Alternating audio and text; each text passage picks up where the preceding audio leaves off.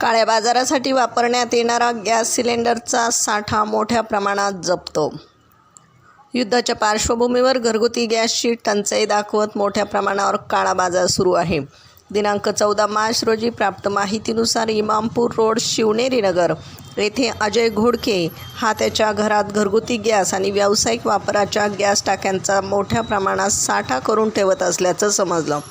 Police पथकाने सदर ठिकाणी छापा टाकून आरोपी अजय घोडके याच्या ताब्यातून 29 गॅस टाक्या अंदाजे किंमत 73,750 रुपये इतक्या जप्त केल्यात. आरोपीविरुद्ध बीड पोलीस ठाण्यात गुन्हा रजिस्टर नंबर 78 नुसार गुन्हा दाखल करण्यात आला आहे. सदरची कारवाई पोलीस अधीक्षक नवनीत कावत, अप्पर पोलीस अधीक्षक सचिन पाणकर, उपविभागीय पोलीस अधिकारी पूजा पवार, पोलीस निरीक्षक मारुती खेडकर यांच्या मार्गदर्शनाखाली नित्यानंद उबाळे, नितीन राठोड, कल्याण जाधव, अंकुश राठोड, पठाण यांनी केली आहे. बीड प्रतिनिधीसह महाराष्ट्र जनता न्यूज. महाराष्ट्राचा बुलंद आवाज. क्षणोक्षणी अपडेट, सत्याचा निर्भीड शोध.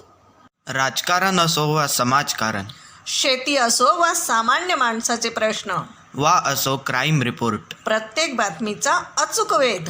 ताज्या बातम्या आपल्यासाठी. पाहत रहा महाराष्ट्र जनता न्यूज. महाराष्ट्र जनता न्यूज नंबर 1 चॅनल. आजच लाईक, शेअर आणि सबस्क्राईब करा.